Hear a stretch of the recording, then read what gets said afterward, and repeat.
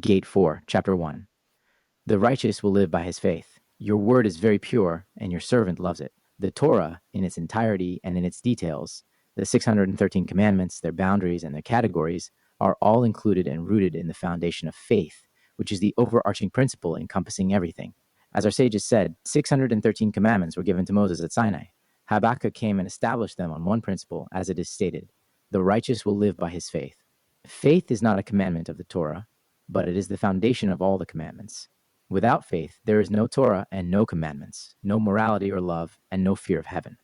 The Torah is merely a branch of faith, akin to a body to its soul. When the soul departs, the existence of the body ceases, and when the root perishes, the branches are also severed. Faith is also the foundation of life and its pleasantness. Without faith, there is no human life in its fullest sense. What is life? Abundant with troubles and hardships, without faith to elevate a person to the world of emanation and radiance. Faith places before one's spirit the vision of the hidden and mysterious hand that conducts its actions with justice and righteousness, kindness and mercy. Faith is the gateway to attaining knowledge of God and his wondrous providence. It unites a person with the God of Israel, who is hidden and concealed in the depths of his might, present in all creations of the universe. Through faith, the Holy One, blessed be he, established a covenant with his people, Israel. As our sages said, great is faith. For in reward for their faith, the sea was split for them, the Holy Spirit rested upon them, and they sang a song. The prophet also states, and I will betroth you to me in righteousness and justice, in kindness and mercy. I will betroth you to me in faithfulness, and you will know the Lord. Faith in the existence of the supreme God, his connection with humanity, his creations in his image, this opens the gates of understanding, and wisdom to know the Lord, creator of the world, its guide, judge, and sustainer in kindness, justice, and righteousness. This is humanity's glory and purpose in life, as it is said, but let one who boasts boast about this, that they have the understanding to know me, that I am the Lord, who exercises kindness, justice, and righteousness on earth. Thus, our sages place the foundation of faith at the head of the 6 orders of the Mishnah, stating, the stability of your times and the strength of salvation, wisdom, and knowledge. Faith is the order of Zeraim, which begins with the commandment of faith, the recitation of the Shema and its blessings, and the daily prayers, morning and evening, which are expressions of faith. Following this, our teacher and guide, Maimonides, opened his great work, Mishneh Torah, by stating, the foundation of all foundations and the pillar of wisdom is to know that there is a first existence, and he brings all existence into being. All that exists in the heavens, on the earth, and between them exists only from the truth of his existence. The Ritva, in his commentary, wrote regarding the initial laws titled Laws of the Foundations of the Torah. They are called thus because the commandments included within them are the essence and foundations of the Torah. If the existence of God and his knowledge of human deeds were not established, there would be no faith in the Torah. From his words, we learn that faith is acquired only through clear and reliable knowledge. Gate 4, Chapter 2, the definition of faith. Faith is not merely something spoken with the lips or tangible to the eyes. Rather, it is something felt in the heart and understood by the intellect. To know faith and believe in it, we must understand its correct and precise definition. Modern philosophers have addressed the definition of this concept, stating, faith is a unique capacity inherent in human nature to rise above temporality and direct one's spirit toward eternity, that is, to align one's feelings with the eternal and infinite. The philosopher Fichte stated, a person is born with the capacity to believe, just as they are born with the capacity to think, love, and hate. Therefore, every person believes. To rid oneself of this part of the soul would require the death of the entire soul. The philosopher Kant defined faith as the recognition all our moral duties as divine commandments. These definitions, in my opinion, are not entirely accurate. Faith is not merely a psychological capacity, it is an essential force of the soul, akin to the intellectual and practical faculties within a person. The intellect refines faith, and faith illuminates the intellect. Together, they form the will and establish the foundations, roots, and branches of faith. Kant's words are closer to the truth, as supported by the verse, all your commandments are faith. This suggests that recognizing God's commandments as human obligations is the concept of faith. However, in truth, this recognition is a branch of faith, not faith itself. As the prophet states in the name of God, this is the nation that has not obeyed the voice of the Lord their God and has not accepted discipline. Faithfulness has perished and has been cut off from their mouths. Obedience to God's voice and commandments and accepting his discipline are outcomes of faith, not faith itself. It is self-evident that the recognition of God's commandments stems from the root of faith in God's existence, his commandments to humanity, and his providence over their actions. Dr. Joel provided a more accurate definition of faith, stating, "Faith is a radiant perception within the human spirit that elevates the soul. To feel the holiness that hovers above, beyond comprehension or sensory perception, as no thought can grasp it in its entirety. In our contemplation of God, we approach him as a concept distinct from us. And when we sense his presence with all our being, we are united with him. Faith is the conclusion of thought that enters the heart and remains there as a safeguard. What is rooted in the heart is grounded in the essence of human nature. The inclination of the heart is the strongest motivator of will. Faith is not merely a fleeting spiritual movement. Rather, the idea transforms into emotion, the emotion into will, and the good will connects with the divine will, the source of all goodness. This is the complete formation of faith. To every matter is attributed its inherent property, and when the butter of contemplation emerges, the intellect will receive it, internalize it into the hearts, and it will blend within them. Thus, a person will believe in the matter that has reached them and preserve it for another time. The matter as it is vast when it is vast, and small when it is small, etc. False belief is when understands a matter in contradiction to its true nature. Maimonides expresses this concept in a different style. Faith is not merely spoken words, but rather the concept imprinted in the soul, when one believes in it as it truly is, as it is visualized. Faith only exists after visualization, for faith is the belief in that which is external to the intellect, as it is imagined within the intellect. If this faith is accompanied by the certainty that no alternative to this belief is possible, and the intellect finds no grounds to reject this belief or to conceive of its opposite, then it is true faith. Following this, Rabbi Yosef Albo states, faith in a matter is the imprinting of that matter in the soul with such strength that the soul cannot conceive of its contradiction in any way, even if one does not know the path to its validation. This is similar to how the soul cannot conceive of the contradiction of first principles or matters that a person instinctively knows, or those inherent in human nature without understanding their origin. Similarly, the soul cannot conceive of the contradiction of what is perceived through the senses and confirmed by experience, even if one does not know the reason for its validation. The synthesis of our sages' words, each complementing and elucidating the words of their predecessors, even without explicitly referencing them, provides us with a clear illumination of the definition of faith. From their teachings, we learn that faith is not external to us. Like scientific knowledge acquired through observation of the external world, which can fade from memory like writing that can be erased from a tablet, parchment, or paper. Rather, faith is something that arises within the heart. As such, anything we come to believe in true faith remains within us as an eternal treasure, as it integrates into us and fuses with the inner power of the soul's faith. This is hidden deep within the soul, even though we may not know how it came to us, like first principles or thoughts and ideas that a person attains through contemplation, or that exist inherently in human nature. Therefore, the soul cannot conceive of alternatives or contradictions to it. Denial of faith is only possible with the death of the entire soul. Thus, faith is a hidden and profound spiritual power seeking its revelation and proper illumination. Evidence of this is the yearning of the soul that we feel within ourselves from time to time. The soul always longs to attain clear and true truth, rejoicing when it fully grasps it, uniting and clinging to it to the point of self-sacrifice. Conversely, the soul grieves when it cannot believe and opposes false or counterfeit truths entirely, even if it does not understand the reason for its opposition. For the soul, in all its awareness, is a refining crucible, purifying and distilling truth from all its impurities and defects. What the soul recognizes as truth, it believes in, making the person a believer, elevated above all false, dazzling illusions, instead clinging in thought and will to existence and essence, to the God of truth and the living eternal. The Torah of Judaism, through its stories and commandments, aims to ignite and spark the flame of faith embedded in the human soul, to unify humanity with faith, and faith with humanity in an inseparable bond. The faith in the heart, inflamed by divine inspiration or intellectual contemplation of our surroundings, and the candle of God, the soul within us, leads to attachment to God, which is one of the general commandments of the Torah, as it is written, and you shall cling to him. In this divine attachment, humanity triumphs unto eternal life, as it is said, but you who cling to the Lord your God are alive, all of you, this day. Gate 4, Chapter 3, The Achievements of Faith. Although faith is innate within our soul, it does not manifest unless nourished by reliable sources. Conversely, if it is fed by deceptive sources or relies solely on rational speculations without thorough and comprehensive intellectual examination, it can turn into false faith, as seen in idolatrous beliefs in all their forms. The sources of faith are intellectual and contemplative thought, for there is no faith without intellectual contemplation that is comprehensive and delves into deep and well-founded analysis, distinguishing between absolute truth and false truth, which is laden with impurities. As Saadia Gaon states, and when the butter of contemplation emerges, the intellect will receive it, encompass it, and internalize it into the hearts. However, not every person achieves this independently unless divine illumination rests upon them, which is revealed to each individual according to their level of preparation. Not all people are equally privileged in this regard.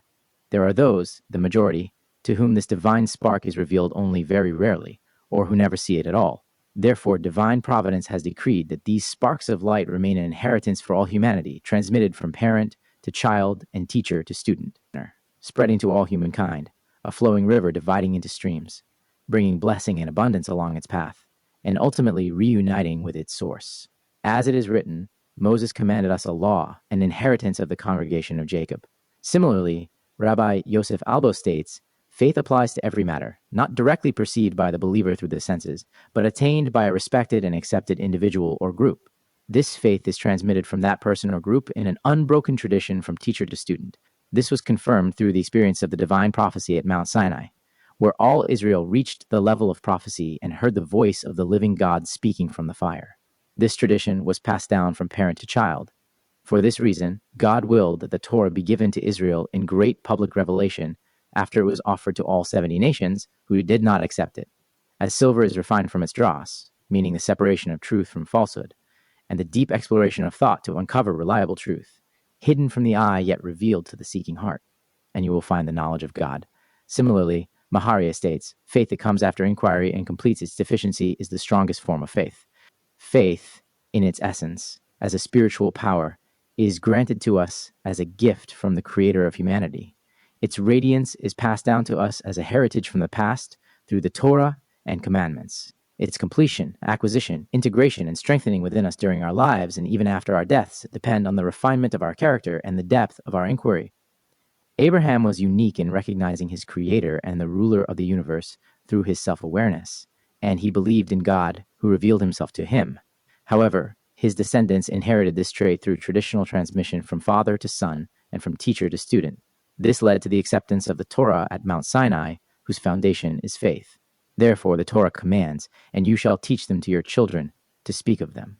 From the moment a child begins to speak, his father teaches him verses of faith. Hear, O Israel, the Lord our God, the Lord is one. And Moses commanded us a law, an inheritance of the congregation of Jacob. The light of inherited faith illuminates the paths of intellectual inquiry to understand the roots and branches of faith and to improve our actions according to the Torah and its commandments as commanded by our God through Moses his prophet and through his disciples, the holy prophets, and the sages of the Torah who followed him. Similarly, Saadia Gaon states, the praiseworthy sage is one who establishes the truth of matters as his foundation and guides his intellect accordingly. Alongside his wisdom, he places trust in the one who is trustworthy. Gate 4, Chapter 4, Obstacles to Faith. A significant and profound question arises regarding faith. If faith is a divine spark present within us from the moment of our creation, and if the divine soul within us is the treasury and refiner of faith, capable of separating the genuine from the false, then it would seem logical that every person would naturally seek and find true and correct faith, rejecting all false and mistaken beliefs. By this logic, it would be natural for everyone to believe in the true God and his true Torah. However, in reality, we observe the opposite. People differ in their beliefs. What one person draws close to, another distances from. What one believes, another denies. Each individual and nation follows its own unique or inherited faith, and many people are mistaken in their beliefs, clinging to illusions and falsehoods. This suggests that faith is external to a person and is acquired through research, habit, or evidence. This question seems very challenging, but upon reflection, the answer becomes apparent. Every person, by the nature of their soul, believes in the existence of God, in his providence, and in his Torah. Even the one who denies everything and declares, there is no God, denies only with his lips, but believes in his soul, in the existence of a hidden and transcendent divinity beyond human comprehension. However, such a person may refer to this divinity as nature, longing, searching, and seeking to understand its mysteries and secrets. They believe in the existence of revealed and hidden laws governing what they call nature, and they trust that adhering to these laws will bring success, while violating them will result in punishment and misfortune. Every person, even the skeptic who declares, there is no judgment and no judge, feels within themselves that their success and misfortune, happiness and well-being are not random nor solely dependent on their actions. Rather, they are determined by an unseen reality beyond human knowledge. There is no one who does not wonder about what the future holds or what fate awaits them. Paradoxically, the denier often turns to false hopes and illusions, creating imaginary demons or harmful spirits that drain their energy and lead to despair, or optimistic fantasies that deceive and mislead them. Every person senses the existence of a higher reality that commands and oversees them, admonishing and guiding them. As a result, they bow before it, pray to it, and anticipate its judgment. This hidden faith has given rise to earthly monarchies, whether monarchical, autocratic, or democratic legislative systems.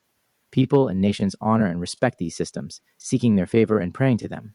These earthly kingdoms, resembling the heavenly kingdom, are born from the soul's faith in the reality of God's sovereignty on earth. Furthermore, every person recognizes the existence of a supreme power that governs and directs the world's events and actions, as well as a wisdom that counsels, teaches, guides, and straightens paths in accordance with wisdom and morality. This wisdom occasionally brings forth individuals endowed with these traits, whom we call people of the Spirit, upon whom the Spirit of God rests, granting them the spirit of counsel and might, wisdom, and understanding. From where do these qualities arise, if not from the spark of faith embedded within us, yearning with the soul's longing to be revealed? These qualities create earthly kingdoms that reflect heavenly sovereignty and ascend from below to above, leading humanity to recognize the God of the universe and its ruler. Thus, we learn that the spark of faith exists within us. However, those who love superficiality and freedom extinguish this shining spark with a flood of cold water readily available to them. This is the foundation of all ancient idolatry and modern idolatry in all its forms, which diminishes the honor or power of God by shaping him into the form of a grass-eating ox, a human born of a woman, or a philosophical concept like pantheism. This belief equates God with nature, limiting the infinite to the finite nature, which, despite its vastness, is ultimately limited. They deceive themselves and others by claiming to believe in the infinite while actually believing in the finite. Faith, a flickering light within the human soul, seeks expression through words and phrases to articulate it, to meditate upon it, and to give it form through thought. These thoughts serve as vessels for the soul of faith, allowing it to be clothed and symbolized, to bow before it, to submit to its commands, to heed its guidance, and to serve it. As the prophet Jeremiah said, "And they followed vanity and became vain." They serve the creation, not the Creator. Thus, they contend with him forever, as stated by our holy prophets, "I, the Lord, do not change. Therefore you, O children of Jacob, are not consumed." Gate 4, Chapter 5. The Believer and the Philosopher. Theological philosophy has attempted to free itself from idolatry in all its forms, yet it has not reached pure faith. This is because the philosopher seeks to understand divinity as one understands the spherical nature of the earth and its natural properties, for the sake of science, not for the attainment of faith. As such, the philosopher bases everything on rational comprehension and intellectual proofs. Even their adherents have said regarding the faith of Judaism, "I do not deny their wisdom, but I do not know it." To them, divinity is merely the God of the universe, of which humanity is but a small part, like an ant or a tiny mosquito. However, it is not the God of humanity, as humanity is not seen as a unique creation under personal divine providence. From this, they conclude that there is no divine Torah, no divine morality, no reward and punishment, nor divine attachment, only intellectual connection with the active intellect and nothing more. But the believer seeks faith, not knowledge. The believer has faith in the God of truth, even without fully understanding him. The believer trusts in the closeness of God to humanity and in his special providence over the human species and individuals to enlighten them, guide them, and lead them in their faith and way of life. This closeness draws them nearer to the throne of his presence, illuminates their souls with the radiance of his glory, and elevates their spirits beneath the throne of honor. Philosophers, with their reasoning, may surround you with questions like a coiled serpent, saying, "Your faith is full of contradictions and cannot resolve questions such as foreknowledge and free will, or predestination and the nature of possibility. How is it possible to attribute change of will to the God of the universe, who is neither physical nor corporeal and is far removed from any actions implying change of will?" Therefore, they claim, you must admit to the eternity of the universe and deny divine providence over individual creations. Humanity, they argue, is merely one of nature's creations, endowed with intellectual capacity, and unites through its higher intellect with the active intellect. Humanity is naturally political, thus the state governs and guides it, and the laws of the state become its guiding principles. Humanity is free in its actions, so long as it does not violate the laws of the state and society. This is not the place to delve into the details of these questions. We will address them, God willing, in specific chapters. However, the believer responds briefly, saying, "For my thoughts are not your thoughts, neither are your ways my ways. For as the heavens are higher than the earth, so are my ways higher than your ways, and my thoughts than your thoughts." In other words, just as his essence and being are beyond our comprehension, so too are his ways and the secrets of his supreme providence beyond our understanding. Yet, The question remains, where is the God of justice? Our eyes see the wicked oppressing the righteous, and humanity appears as fish in the sea, where the stronger devours the weaker, exploiting them to the point of destruction. This question also arises strongly in the heart of the believer. However, when approaching its resolution, the believer begins by saying, "Righteous are you, O Lord. Yet I will plead with you. Why does the way of the wicked prosper? You who are of purer eyes than to behold evil and cannot look on wrongdoing, why do you remain silent when the wicked devours one more righteous than he?" It is not wisdom to retreat in the face of such questions. These questions are worthy of awakening within us the desire and longing to understand the mystery of this world, as expressed in the prayer of the Master of Prophets with humility and supplication. If I have found favor in your sight, show me now your ways, that I may know you, so that I may find favor in your sight. Then one merits receiving a response akin to, I will make all my goodness pass before you, and I will proclaim the name of the Lord before you. I will be gracious to whom I will be gracious, and I will show mercy to whom I will show mercy.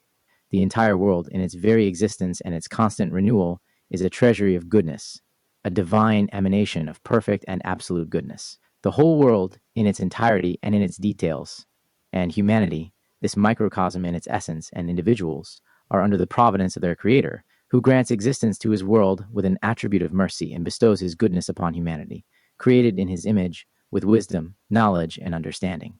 Once humanity was created, the exalted God was called by the name of the Lord, and a complete person merits seeing the Lord's name in its letters and hearing the name of the Lord in all his creations. The attribute of justice in his world is justice tempered with grace and mercy.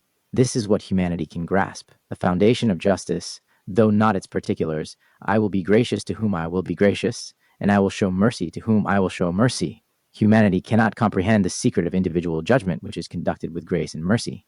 Skeptics and mockers also present their claims, saying, we live in a world full of evil, life and death, light and darkness, good and evil constantly clash, and evil triumphs. The noise of the world is the cry of the oppressed, the wail of the poor and exploited who have no comforter. What benefit is there in confronting it? What does this faith give us? These unfortunate individuals measured divine justice by their own standard of justice and the goodness of the world by their personal pleasure. Thus, they constantly complain. Their insatiable desires and greed prevent them from finding goodness in their world. Their insatiable lust and selfishness turn good into evil, and their jealousy makes them view their neighbor's success as if it were stolen from them. But the believer sees within apparent contradictions the absolute unity. They perceive in the seemingly evil the ultimate good, within the fog of darkness the hidden light, and from the storm of the present, the song of the future, the song of truth's triumph. In the future, Israel will sing a new song, as it is written, sing to the Lord a new song, for he has done marvelous things. And by what merit will Israel sing this song? By the merit of Abraham, who believed in the Holy One.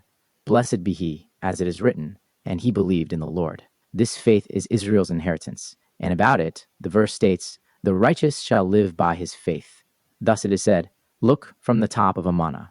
This faith, the heritage of the forefathers, places songs and praises in the mouths of its believers, even when a sharp sword rests upon their necks, and the world darkens before them. Therefore, this song is found only among Israel, the faithful guardians of truth, who have never ceased singing a new song throughout all generations and periods, in synagogues and houses of prayer, and at home, as they sit around a table filled with light and joy on Sabbaths and festivals. This is the justice of the King who pardons and forgives, sanctified by the righteousness of the Lord. The mountains may depart, and the hills may be removed, but my kindness shall not depart from you, nor shall my covenant of peace be removed, says the Lord, who has mercy on you. Similarly, our sages of blessed memory said, then Moses and the children of Israel sang. It does not say sang in the past tense, but rather will sing, indicating that the song will never cease from their mouths. This eternal song, which has never ceased from our mouths, is what has brought us to this day, to the establishment of the state of Israel through the strength of its pioneers, a strength granted to them by the great, mighty, and awesome God. This is the eternal song of the people of Israel, visible to all nations and for all generations. It strengthens within us the eternal hope for the kingdom of the house of David in Jerusalem, to which nations shall seek, and where his resting place shall be glorious. Gate 4, Chapter 6. The Wonders of Faith. Rabbi Yosef Albo investigates and states, the faith that is fitting to make a person successful is faith in what is true alone, not faith in something that does not exist as if it does, nor in something that exists as if it does not. Therefore, it is proper for one to ask, How can we know if the matter in which faith is placed is true in itself, so that we may believe in it with complete faith, or if it is not true, so that we may reject belief in it? And if we say that this can be known through intellectual reasoning, then intellectual knowledge would be superior to faith. To resolve this inquiry, he explains, impossibilities are of two types. The first type consists of inherent impossibilities, such as the whole being greater than its part, and in these cases, it is impossible for acceptance or belief to occur. The second type consists of impossibilities by nature alone, such as the resurrection of the dead, or a person surviving for 40 days and nights without food or drink. These, while impossible by nature, are not impossible within the realm of the Creator. In this second type, faith can occur, for anything that the intellect can conceive as possible, even if it is naturally impossible, can be believed to have occurred in the past, to occur in the present, or to occur in the future, especially if experience testifies to it, even if intellect denies its possibility due to lack of understanding of its essence. For example, the wonders of resurrection through Elisha, the survival of a human without food or drink, as in the cases of Moses and Elijah, fire descending from the heavens, or the divine presence dwelling among Israel. These are instances where sensory evidence attested to their occurrence at some point in time, and the intellect can conceive of their existence even without comprehending their cause. All of this and similar cases are matters in which faith is possible. This is also what Rav Saadia Gaon and Maimonides expressed succinctly. Faith is the concept that arises in the heart for any known matter, according to its true nature, or that can be conceived as existing beyond the intellect, as it is within the intellect. Nothing that does not exist can arise in the heart, or be conceived by the intellect, nor can something that exists be nullified. Faith must also be such that its truth cannot be contradicted in any way, and the intellect cannot find grounds to reject or imagine an alternative to that faith. From this, we learn that the proofs of faith are A. Its intrinsic examination, B. Examination of its recipients, C. The success of its believers, and D. Its good and upright teachings. A. Intrinsic examination. Examination of faith itself. Genuine faith is something that intellectual and heartfelt thought can conceive. It is not false or deceptive belief, born of erroneous imagination, which misleads the believer with false and misleading visions that sound reasoning and healthy logic cannot accept. Certain and eternal faith, faith that the intellect cannot reject nor imagine an alternative or substitute better than it. Faith that is subject to change or replacement is unworthy of its name, as it causes a person to waver between two conflicting opinions. As Elijah said to the people who worship both God and Baal, "How long will you waver between two opinions? If the Lord is God, follow him, but if Baal, follow him." True faith can only be one, and any doubtful faith testifies to its own falsehood, as it indicates uncertainty about its essence. This is, as Jeremiah the prophet said, "You are near in their mouths, but far from their hearts." Or as Maimonides states, "Anyone who believes that the Creator is one but attributes to him many attributes is saying with his mouth that he is one while believing in his heart that he is many."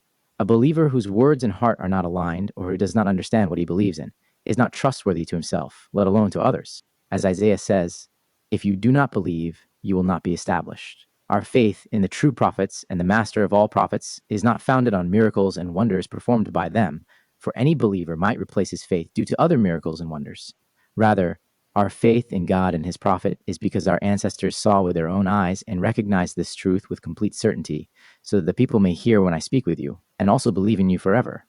From this, faith in all the prophets flows, as we were commanded by divine authority to believe in their prophecies. And all Israel, from Dan to Beersheba, knew that Samuel was established as a prophet of the Lord. B. Examination of its recipients. The reliable tradition is one of the foundations of faith. However, to determine if the tradition's origin is trustworthy, we must examine the initial source from which this faith was revealed and transmitted to us. We must determine whether the source was truthful in his words, or if he was deluded by foolish imagination to call himself a prophet. This examination is conducted in three ways. 1. The elevated wisdom and moral character of the prophet, recognized in his generation as a person of exemplary virtue, imbued with the Spirit of God, and serving as a model of a complete and holy person, generous, humble, and loving of all, like Abraham and Moses and their students and successors. 2. The public proclamation of his prophecy, as with all our ancestors and early prophets, who declared their faith openly and without fear before kings, ministers, and the entire people, even at the risk of their lives. Their inner conviction of truth compelled them to speak, as the word of God was like fire within their bones, bursting forth from their mouths. 3. The moral and holy content of the prophecy itself, which aligns with absolute truth, complements the prophecy of their predecessors. and does not alter or distort their words. True success is not measured by wealth, physical strength, or the rule of kings. These attributes do not elevate their possessors, nor do they grant them intrinsic superiority or eternal value. Rather, true success is that which uplifts its believers in spirit and soul, in character and traits, granting them strength and courage to proclaim it openly, in speech and action, to live by its faith and even to die for its sake. This ensures its preservation in the hands of their children and its teaching to all humanity. This is the faith of Judaism, which does not confine itself to its own circle, but believes that the earth shall be full of the knowledge of the Lord, as the waters cover the sea. True success draws a person closer to God and attracts his special providence, which adheres to them and is revealed in all their ways. As Moses, the teacher of all Israel, said, "For what great nation is there that has a God so near to it as the Lord our God is to us, whenever we call upon him? And what great nation is there that has statutes and ordinances so righteous as all this law which I set before you this day?" For divine closeness brings with it righteous laws and upright statutes, enabling humanity to enact divine justice within themselves, as the holy presence dwells among them and demands justice and love of kindness. The closeness of God was evident in Judaism through the revelations of the ancient prophets, whose words were accepted as prophetic visions for all humanity throughout generations. The pure faith is demonstrated through its good teachings, which flow from it and obligate the believer not only to believe in their heart and express their faith, but also to emulate God's actions and sanctify themselves in the holiness of the true God they believe in and trust. This is the faith of Judaism, which commands walking in the ways of the Lord, knowing his paths, and emulating his deeds and actions for one's benefit all the days of their life. The proof of faith is the inner recognition of what is true. This feeling is a definitive testimony that leaves no room for contradiction or doubt. A person who is wise about truth believes in everything whose truth resonates with their soul, even if they do not know its source or have no evidence for it.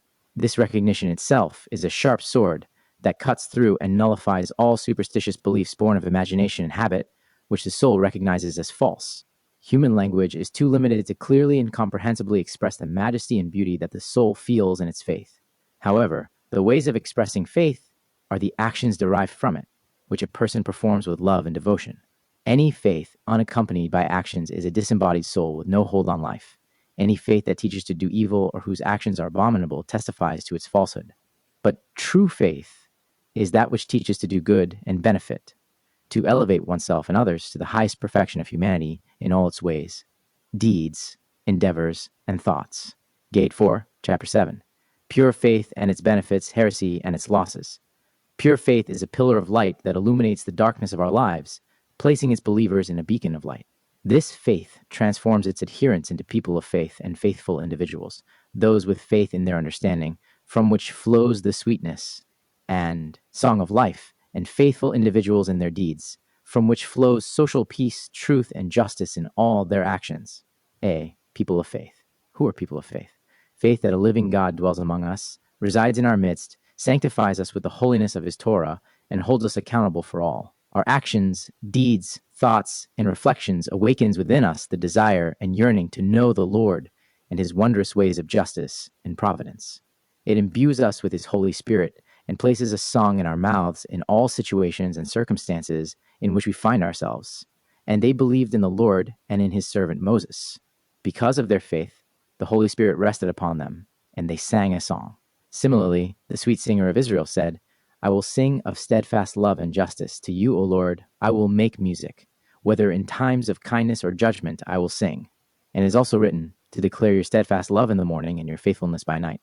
In the brightness of our success, we declare kindness, and even in times of darkness and obscurity, when we are exiled and wandering like the blind groping at noon, we declare your faithfulness. For we believe that both the morning of success and the darkness of night come from the attribute of justice, intertwined with threads of kindness and mercy, stemming from the justice of the God of truth, the rock. His work is perfect, for all his ways are justice. A God of faithfulness and without iniquity, just and upright is he.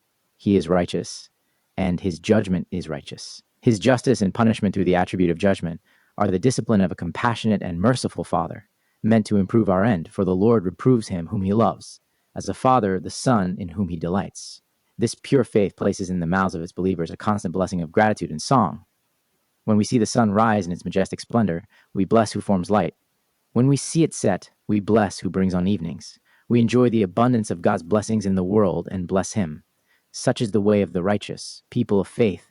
They bless for everything they eat and drink, see and hear. Moreover, they see trees in their bloom and say, Blessed is he who has not left his world lacking anything, and created good trees for the pleasure of humanity. They behold the beauty of creatures and, with profound spiritual inspiration, bless, How great are your works, O Lord, as quoted in Job 3:3-12. Those who lack faith are considered as though dead while alive, for to them the entire world appears as a bothersome, irritating machine. A life devoid of faith is filled with disappointment and lacks any true content. A life of slumber or false awakening, devoid of heartfelt awareness or sensory impressions. Such a person sees the sun rise and set but does not bless it, eats and drinks but does not offer gratitude. This is the root cause of the growing number of suicides in our generation, as well as the widespread cases of mental turmoil among us. The emptiness of life drives a person to either uproot themselves from existence or to be overcome with confusion and madness, leading to despair. In the light of pure faith, let us look at the faithful, Israel. The life of the Jewish people during their long exile and many wanderings has been bitter and harsh. We have endured much scorn, disgrace, plundering, and violence. The nation's poet says, The plowmen plowed upon my back, they made their furrows long. Our ancestors were confined within the iron walls of narrow, dark ghettos.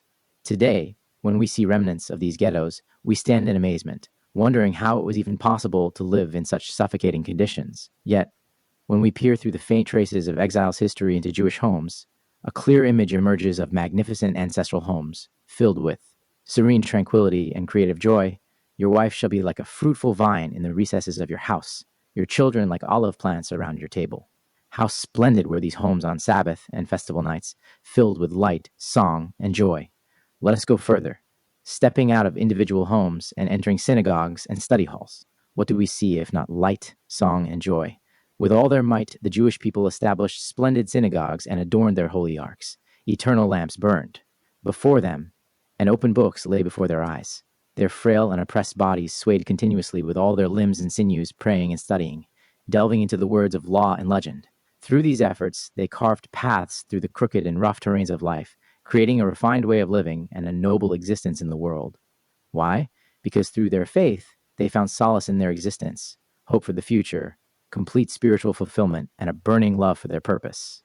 The persecutions, restrictions, torturous deaths, and mental anguish inflicted upon them by their enemies and rulers, the marks of disgrace and the ridicule of their oppressors, the chains of slavery, and the iron walls imposed upon them, the fires that consumed them alive, none of these made them despise life or waver in their faith. On the contrary, these trials imbued them with strength and courage to live and die with their faith intact, singing songs of faith and affirming divine justice with the words, Hear, O Israel, the Lord is our God, the Lord is one, and blessed is the true judge, for all his judgments are just and true. Those without faith, or even those with weak faith, do not truly live. Even in times of prosperity, when their breadbasket is full, they worry about tomorrow.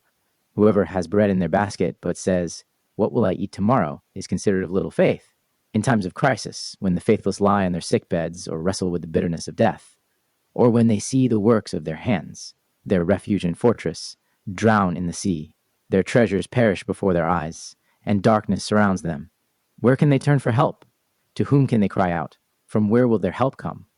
God is distant from their hearts, and prayer is foreign to their understanding. In their despair, they fall with no one to lift them, and in their misery, they die without wisdom, cursing bitterly with faces clouded by sorrow. In contrast, the faithful, even in their dying moments, burst forth in songs of praise, saying, My flesh and my heart may fail, but God is the strength of my heart and my portion forever. Until their last breath, they hope and believe, their lips uttering praise and prayer. In their final moments, they pass away with a smile, for the eyes of their spirit behold the divine presence gathering them into its holy abode. They entrust their widows and orphans to the care of the Father of orphans and Judge of widows, God in his holy habitation, and they joyfully surrender their souls to the one God, saying, How abundant is your goodness that you have stored up for those who fear you, that you have worked for those who take refuge in you, in the sight of the children of mankind. Pure faith, with its recognition of the unseen eye that observes our revealed and hidden deeds, the unseen hand that records all our actions and thoughts in a book, tells us, Know what is above you, an eye that sees, an ear that hears, and all your deeds are recorded in a book. The voice of faith calls to us, saying, Sanctify yourselves and be holy, for I am the Lord your God. It awakens us in all our actions and endeavors to examine our deeds daily, hourly, and illuminates our eyes to see clearly the bonds of wickedness. that enslave us, the filth of impurity and corruption that surrounds us, the emptiness and pettiness that engulf us, and the selfishness that devours us. Recognizing this, we withdraw from impurity with shame and profound regret. This recognition of impurity is the gateway to repentance, a fountain of purification, and a corridor to the hall of holiness. Faith in the God of justice and goodness opens our eyes to recognize pure and holy goodness, to purify our souls, sanctify ourselves in His holiness, and cling to Him. Pure faith in the God of the universe, to whom everything belongs, clothes its believers with true humility and love of kindness. For one God created us all. Have we not all one Father? Has not one God created us? Why then are we faithless to one another? Why should we dominate or boast over our fellow human beings, who are created in the same divine image as we are? On the contrary, let us be kind to one another, and with the unearned gifts we have received from the gracious and compassionate God, let us be generous to those less fortunate than ourselves, not only with our possessions, but even more so with the knowledge and wisdom we have acquired, so that we may teach others and learn from them. As our sages wisely said, I have learned much from my teachers, more from my colleagues, and most of all from my students. In contrast, disbelief is the source of all calamity and harm, both for the disbeliever who becomes corrupt and for those around them who suffer from their influence. Woe to the wicked and woe to their neighbor. Of a generation of disbelief, the wise one in Proverbs says, there is a generation that curses its father and does not bless its mother. There is a generation that is pure in its own eyes, yet is not cleansed of its filth. There is a generation, how lofty are their eyes, and their eyelids are lifted up.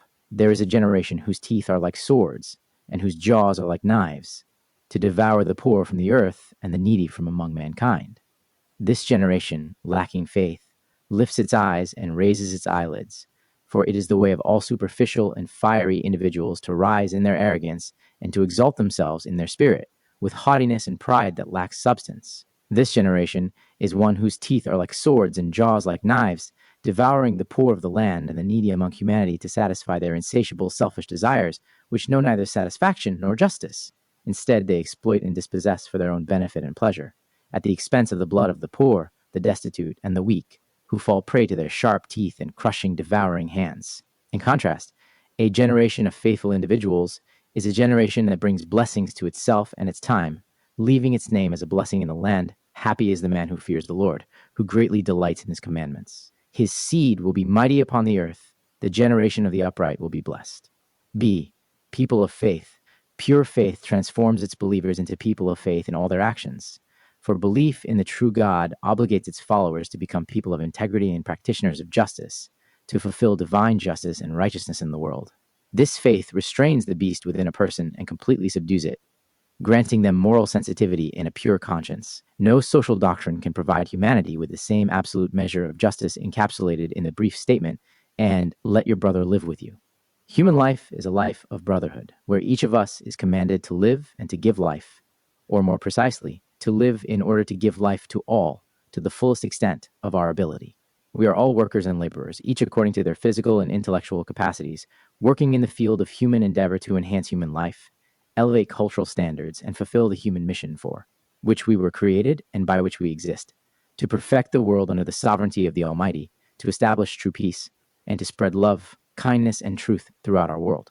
This recognition obligates us to measure the reward for the labor of our partners in the same way we measure our own, to honor them, love them, and enrich their lives as we do our own, and let your brother live with you, that it may be good for him with you. This understanding also requires the worker to be faithful to the employer, to perform their work with integrity and precision, for they are not merely serving the employer, but are participating in the building and settlement of the world, alongside all of humanity. Every planting and every structure we add to our world is not personal property, but a divine gift to humanity. The earth is the Lord's, and the fullness thereof, the world, and those who dwell therein. And the earth He has given to the children of men. Every person, by their very nature and out of concern for their own interests, desires justice and faithfulness.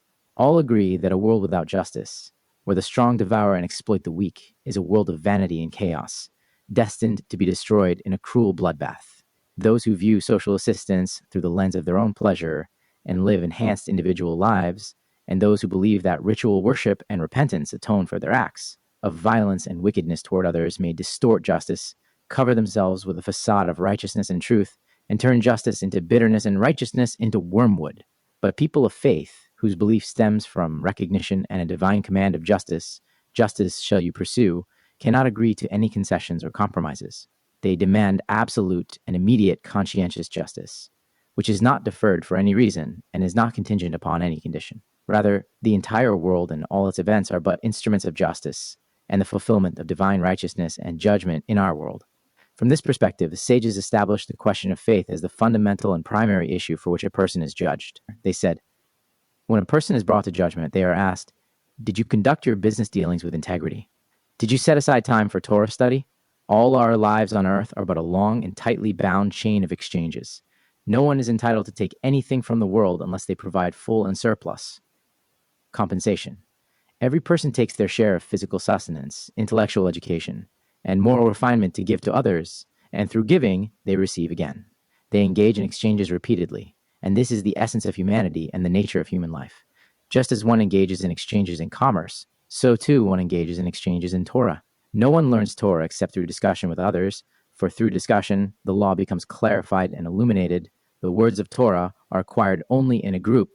Torah scholars who engage in Torah discussion with integrity sharpen and enrich one another in the study of Torah. The Torah is sustained among its learners only when it is taught publicly with faithfulness and sincerity for the sake of learning Torah and magnifying it. Anyone who learns but does not teach others, it would have been better for them if their placenta had been turned over on their face, for they are like a myrtle in the desert, from which those who work to settle the world cannot benefit. And anyone who does not teach with integrity is cursed, as it is written, cursed is the one who does the work of the Lord deceitfully. Faith, in its two aspects, believing and being faithful, cannot be fully achieved unless it is nourished by reliable sources, the Torah of the God of faith, whose laws and teachings are all faithful. All your commandments are faithful. They have persecuted me falsely. Help me. All the commandments of the Torah are designed to enlighten us with the light of faith, to make us people of faith, and to guide us in acts of faith.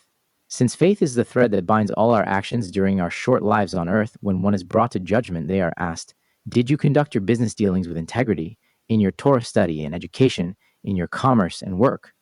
Did you set aside time for Torah study to understand it in its truth, to magnify and illuminate your faith through it with the light of truth and faith?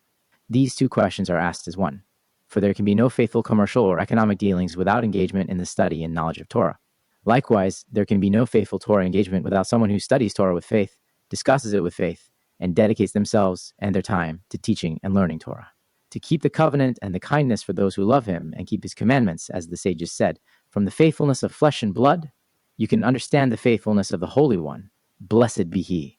This pure faith, which was born with Israel and grew alongside it, gave rise to a lofty and exalted belief in the rectification of the world under the sovereignty of the Almighty, and in the great and awe-inspiring day of judgment, when all humanity will stand in judgment before the God of the universe. On that day, a great and mighty global transformation will take place. On that day, man will cast away his idols of silver and his idols of gold, which they made to bow down to moles and to bats, to go into the clefts of the rocks and into the crevices of the cliffs, from before the terror of the Lord and the splendor of his majesty, when he arises to shake the earth. The haughtiness of man will be humbled, and the pride of men brought low, and the Lord alone will be exalted on that day. This is the great and awe-inspiring day that Israel awaits with steadfast faith. This wondrous renewal of a world of justice and true peace will be revealed on Mount Zion, through its universal king, who will sit upon the throne of David in Jerusalem.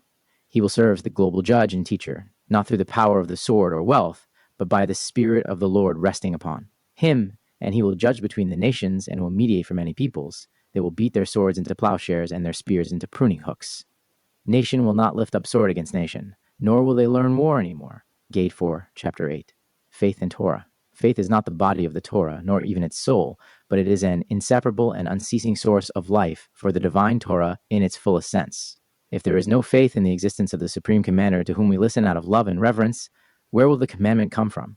For faith in the existence of God, hidden in his might, awe-inspiring in his greatness, and exalted in his holiness, is incomplete unless we also connect it with faith in the presence of divinity dwelling among us, observing all our deeds, sanctifying us through his commandments, and guiding us in his ways. This faith necessitates the existence of divine Torah on earth, the voice of God speaking in the hidden places to the heart of man, in his lying down and his rising up, in visions and dreams of the night. a voice unheard but felt in the heart.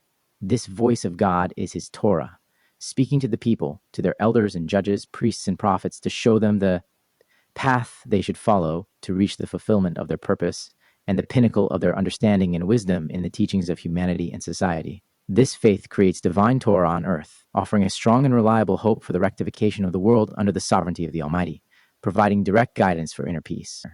The unification of the fragmented aspects of life and its seemingly contradictory phenomena, which, in truth, are the secrets of the one who makes peace in his heights.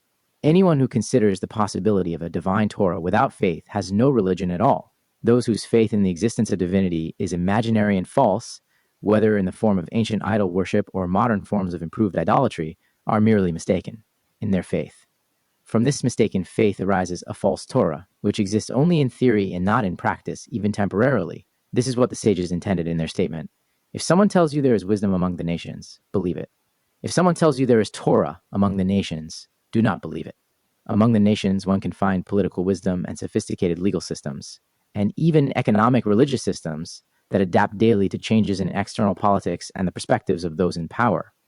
However, one cannot find among them a divine Torah that is objective and unchanging, unaffected by the winds of the world or shifting circumstances. This is because genuine and pure faith, which is the source of religious life, is absent from them. Their existence draws from unreliable sources and intellectual reasoning, not from the wellspring of faith found in the depths of the human soul, which was born with and grows with humanity, granting eternal life and greatness to its believers. For this reason, the Torah precedes commandments with faith. Thus, the giver of the Torah said to Moses, his faithful prophet, "Behold, I come to you in the thickness of the cloud, so that the people may hear when I speak with you, and also believe in you forever." The entire Torah begins with the foundation of faith, the story of creation, the unfolding revelation of God's glory, his mighty hand and his sacred judgment upon humanity, both individuals and nations, culminating in the wondrous event at Mount Sinai. At Mount Sinai, God opened with the declaration, "I am the Lord your God, who brought you out of the land of Egypt," a faith that was firmly established and widely known. A parable is offered. A king entered a city and said to the people, "Shall I rule over you?" They replied, "What have you done for us that you should rule over us?" What did he do? He built them a wall, fought their battles, and so on. Then he asked, "Shall I rule over you?" They replied, "Yes, yes." Similarly, God brought Israel out of Egypt, split the sea for them, fought the battle of Amalek, and then asked, "Shall I rule over you?" They replied, "Yes, yes." This is the positive foundation of faith, which is the source of life for the Torah. However, this foundation is incomplete without the necessary rejection of all false faiths that obscure pure faith, imaginary beliefs depicted in natural forms, mute idols of carved images, or the associations of celestial beings above or human beings below. A great principle in the science of truth is that light is only recognized through darkness, and truth is only distinguished when we clearly and wisely understand the emptiness of falsehood. This recognition can come through reason, tradition, perception, or thought. Maimonides, of blessed memory, wisely illustrated this in a powerful parable. He described the various levels of faith, explaining, "Every person desires to know the king, to enter his chambers, and to hear his commands. However, some turn their backs on the king's palace and walk in the wrong direction, failing to even reach the gates. These are those with mistaken faith, leading themselves and others astray, committing abominations, oppression, and robbery in the name of seeking the heavenly palace or the king's state. Others seek to approach the king's palace but grope in darkness, still far from reaching it. Whether they will ultimately succeed in drawing near is uncertain. These are the common people, who hold on to their accepted and verified faith but lack the understanding to fully comprehend and investigate it, preventing them from reaching its ultimate purpose. The sages, who have embraced true principles, surpass others. By their light, they investigate, analyze, and deliberate on matters of Jewish law and delve into the mysteries of creation. Those who are most elevated among them, entering the hallway, are individuals who have acquired all the knowledge attainable by a human being during their lifetime. Through this, they prepare themselves to enter the chamber of prophecy in their lifetime and to bask in the radiance of the divine presence after their passing. To fulfill this purpose, the Almighty joined together in his declaration the commandments of, "I am the Lord your God, and you shall have no other gods before me." These two statements, which the Israelites heard directly from the divine, were uttered simultaneously, emphasizing their inseparability. Anyone who separates these interconnected principles undermines their faith, lacks a true God, and consequently lacks a true Torah. Regarding such individuals, it is said, "They have forsaken me, the source of living waters, to dig for themselves broken cisterns that cannot hold water." In contrast, those who cling to their faith in the true God and in his true Torah are described as, "For with you is the source of life. In your light we see light." The Torah and faith, Gate 4, Chapter 9. The Torah is not a product of faith, nor is it merely its external representation or symbol. Rather, it is an integral part of faith itself. Faith without Torah is akin to the belief of philosophers who assert that there is no divine law on earth. They claim that some individuals are inherently incapable of achieving perfection, much like the Ethiopian, who, by nature, cannot change the color of his skin, regardless of all the efforts or remedies in the world.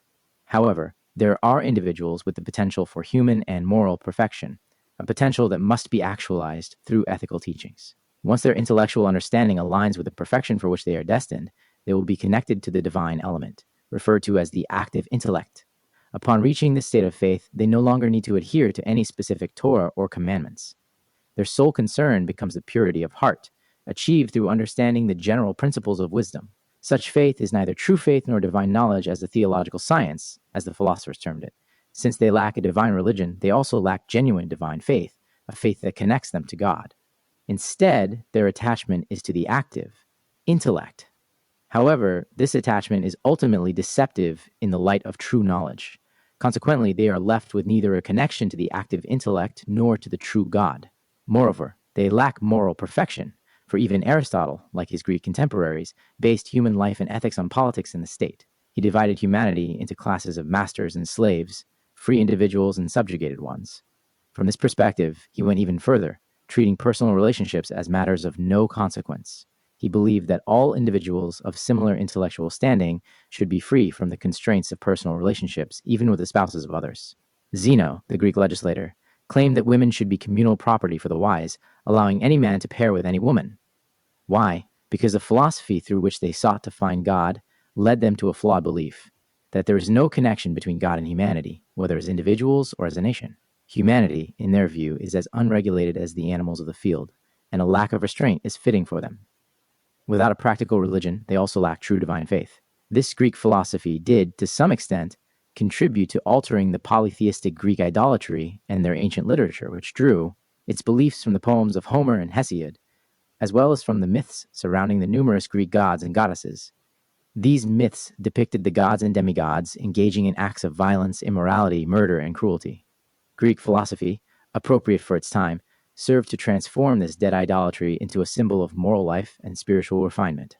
However, Judaism, from its very essence, not only rejected this empty philosophy, but also actively opposed it. Judaism fought against it using its own weapon, its logical reasoning, to dismantle the flawed logic of Greek philosophy and demonstrate the righteousness of Judaism, not only in the fundamentals of faith, but also in the practical details of its commandments, understood in their simple, literal sense and not as allegories. Yet, this harmful influence also affected us. Alexandrian philosophers, influenced by Greek philosophy, strengthened its practices and introduced foreign elements into the Jewish community, namely philosophical theology. They questioned how it could be possible to attribute human actions to God's will, and to impose upon him the limitations of prohibitive and prescriptive commandments.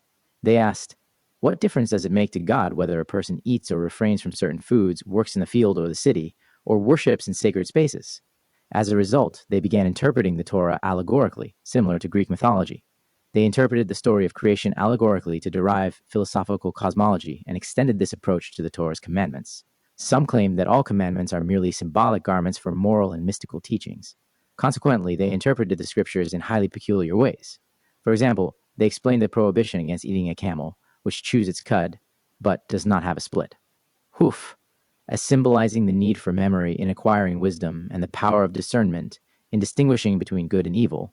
The Sabbath, they said, symbolizes the sacredness of the number 7, representing the creative power of the Creator, who is uncreated, and the inherent limitations of created beings.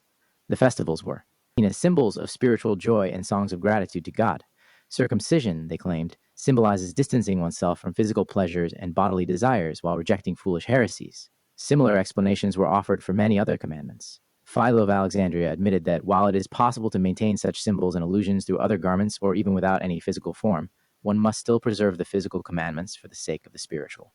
However, the Hellenistic allegorists who followed him fully adopted the rationalist Greek approach. They abolished the symbolic and mystical aspects, as well as the fundamental commandments of Judaism. 1. Circumcision. They abandoned the Holy Covenant to follow their laws. 2. Sacrifices. Josephus, in Antiquities of the Jews, and the letter of Aristeas argue that sacrifices are not essential, and that what is required of a person is purity of soul and sincerity of faith. 3. The sanctity of festivals and holy days. The remnants of those Hellenizers are evident in Christianity, which bases all its teachings on faith in something that is not appropriate to believe in, and which it claims atones for and nullifies all practical commandments. These flawed ideas can also be found within Judaism in recent generations. On the one hand, among the reformists with their innovations, and, on the other hand, among a large portion of the people who distance themselves from the commandments of the Torah due to ignorance and lack of discipline, or under the false claim that this ancient and venerable Torah does not suit our modern lives, which have changed fundamentally in all their economic and technological forms from those that existed at the time the Torah was given. These and those are referred to by our sages as revealing improper interpretations of the Torah, about whom it is said, "For he has despised the word of the Lord." This refers to one who reveals improper interpretations of the Torah, etc. From here, Rabbi Elazar of Modi'in said, "One who desecrates sacred items, etc., and one who reveals improper interpretations of the Torah, etc. Even if they possess Torah knowledge and good deeds, they have no share in the world to come." The concept of revealing improper interpretations of the Torah is not fully clarified. In the Talmud, the early Amoraim debated it. Rav and Rav Chanina said, "Who is an example of one who reveals improper interpretations of the Torah, such as Menashe, the son of Hezekiah?" Rabbi Yochanan and Rabbi Yehoshua ben Levi said, "This refers to one who insults a Torah scholar to his face." According to all opinions, one who reveals improper interpretations of the Torah is worse than a heretic.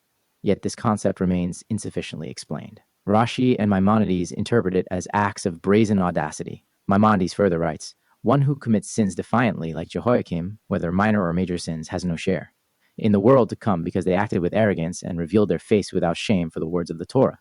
However, in my humble opinion, this does not fully align with the concept of revealing improper interpretations of the Torah, which implies offering interpretations and explanations, as it is said, "The Torah has 70 faces, and faces that illuminate the Agada."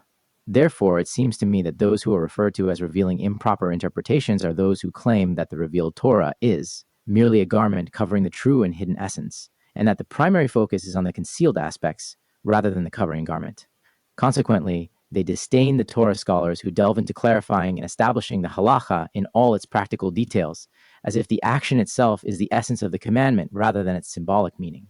Even though they may possess Torah knowledge and perform good deeds, their Torah is incomplete, and their deeds are not desirable because they study the Torah improperly and perform good deeds with intentions that are not correct. They're prone to alter the Torah and its interpretations according to the dictates of their philosophy, and to adapt the commandments to changing times, just as they change their own clothing. Those who hold such views are worse than heretics, who deny only for themselves. These individuals, with their erroneous ideology, believe they are free of sin and, on the contrary, that it is their duty to publicly promote their views and act defiantly before the entire nation to lead others astray with their seemingly truthful but actually misleading and erroneous ideas. All those who reduce faith to a mere abstract essence with roots but no branches are at risk of uprooting even the roots. This is the way of the world. A tree whose branches and leaves begin to wither prematurely is a clear sign of decay eating away at its roots beneath. Faithful Judaism unites faith with religion, and religion with faith as a single solid body without separation, declaring, "It is not the study that is the essential thing, but the action, and everything depends on the abundance of deeds." As Maimonides explains, virtues are not achieved by the greatness of a single act, but by the repetition of good deeds many times. The act that draws nourishment from and is connected to faith transforms faith into a fruitful tree planted by streams of water, yielding its fruit in its season, whose leaf does not wither, and all that it does prospers. Faith illuminates the study of philosophy, and philosophy, in turn, illuminates faith. Faith teaches understanding and action, and the action strengthens, enhances, and illuminates faith. The performance of commandments, as commanded by the Creator of the universe and humanity, is eternal and grants eternity to humanity. As Moses, the teacher of all Israel, said, "And the Lord commanded us to observe all these statutes, to fear the Lord our God, for our good always, that he might preserve us alive, as it is this day. And it will be righteousness for us, if we are careful to observe all these commandments before the Lord our God, as he has commanded us." The commandments of the Lord to his creations stem from his great and absolute goodness, to benefit his creations in their worldly lives, so that they may live lives of contentment and spiritual joy, lives of elevated spirit and purity of thought. This is his will in creating humanity, to refine his creations. There are times when we do not comprehend the impact of the commandments on our well-being and happiness. But just as we do not understand natural phenomena except through experience and observation, so too we do not grasp the mysteries of the commandments' effects, both in their prohibitive aspects and their affirmative aspects. Indeed, Judaism, in its Agada and its traditional mystical teachings, recognizes the symbolic significance of the commandments for their higher moral teachings that go beyond the letter of the law and as pathways for humanity to draw closer to God. However, the Agada, mystical teachings, and Midrash Halacha are interpretations embedded in the written and transmitted words, requiring intellectual effort to derive one thing from another. These interpretations and expositions are not mere garments for the body, or bodies for the soul. Rather, they are the very essence of the revealed words in their interpretive and exegetical form. All the commandments, which are branches of faith and signs of its vitality and flourishing, are intended for our benefit throughout our days. Beyond the inherent goodness tied to the very act of performing the commandments, there is also a good reward from the benevolent God, who graciously rewards his creations who faithfully observe his commandments, and it will be righteousness for us if we are careful to observe all these commandments before the Lord our God, as he has commanded us. The performance of the commandments must be carried out with meticulous precision and great care, to act before the Lord our God with a pure heart and full willingness, fulfilling the commandments in their proper manner and intent. In the light of the written commandment, we must strive to understand its essence in all the details of its proper observance and in the fullness of its intent and meaning through the illumination of Agadah and Kabbalistic tradition.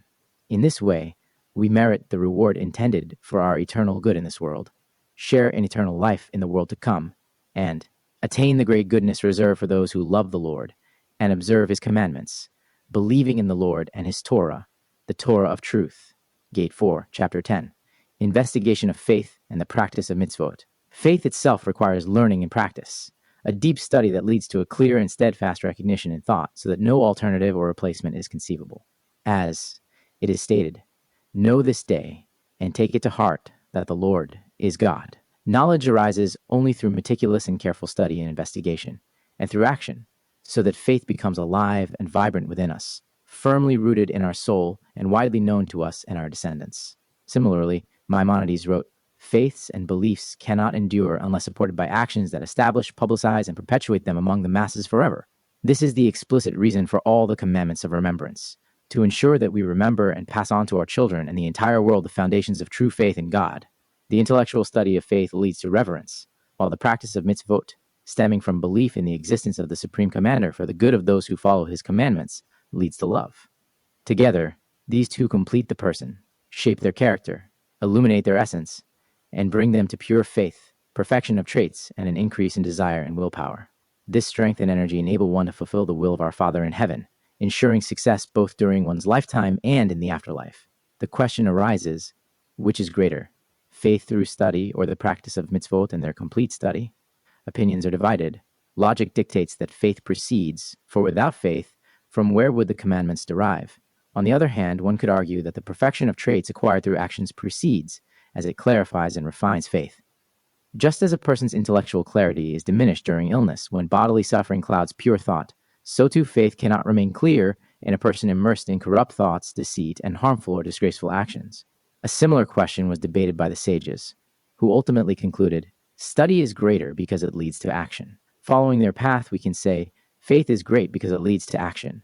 Refined and desirable actions performed with pure intention, clear thought, and a sincere and upright heart. The sages explain this issue in a parable. One whose wisdom exceeds their deeds is likened to a tree with many branches but few roots.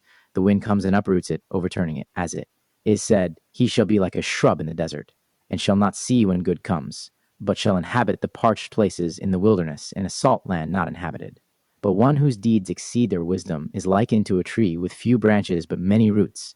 Even if all the winds of the world come and blow against it, they cannot move it from its place. As it is said, he shall be like a tree planted by the waters, which spreads out its roots by the river, and shall not see when heat comes, but its leaf shall be green.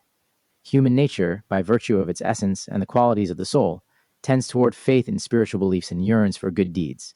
A person rejoices in doing what is good and right in the eyes of God and others, and feels sorrow and regret for actions that are improper or unjust. Thus, the individual constantly faces the decision between practical reason and simple faith, guided by the wisdom within them, a branch of the soul's innate qualities, to believe, act, observe, and fulfill. Some lean toward abstract faith and rational commandments, dismissing the testimonial and statutory mitzvot as unnecessary. Such individuals cut down the saplings, rejecting commandments they do not find personally meaningful. This approach stems from shallow or decayed roots, leading to eventual downfall, where both the roots and branches are lost. In contrast, one whose actions exceed their wisdom, and whose wisdom guides them to lovingly accept the yoke of Torah and mitzvot, strengthens their soul and refines their intellect. They do not cut down the saplings, but instead uphold the principle, "You shall be wholehearted with the Lord your God." They view all actions as part of a unified whole, creating a strong and healthy trunk that branches out into many limbs, resembling a tree with few branches but deep roots unshaken by worldly challenges. Its leaf shall be green forever, and it shall not cease from yielding fruit, bringing joy to God and humanity. Rabbi Chananiah ben Akashia said, "The Holy One, blessed be He, desired to grant merit to Israel, therefore He gave them an abundance of Torah and mitzvot, as it is said, 'The Lord desires His righteousness, He will magnify the Torah and make it glorious.'" Israel accepted this gift of merit with love, enriching Torah through halacha, agada, wisdom, and morals during its years of exile and wandering, contributing to both divine knowledge and human wisdom. Now is the time for Israel to magnify and glorify the state of Israel, which has arisen through God's great mercy and wondrous acts, and to elevate and glorify the Torah of Israel in all its branches within the state of Israel. This will fulfill its ultimate mission. For the end of days, they shall not hurt nor destroy in all my holy mountain, for the earth shall be full of the knowledge of the Lord.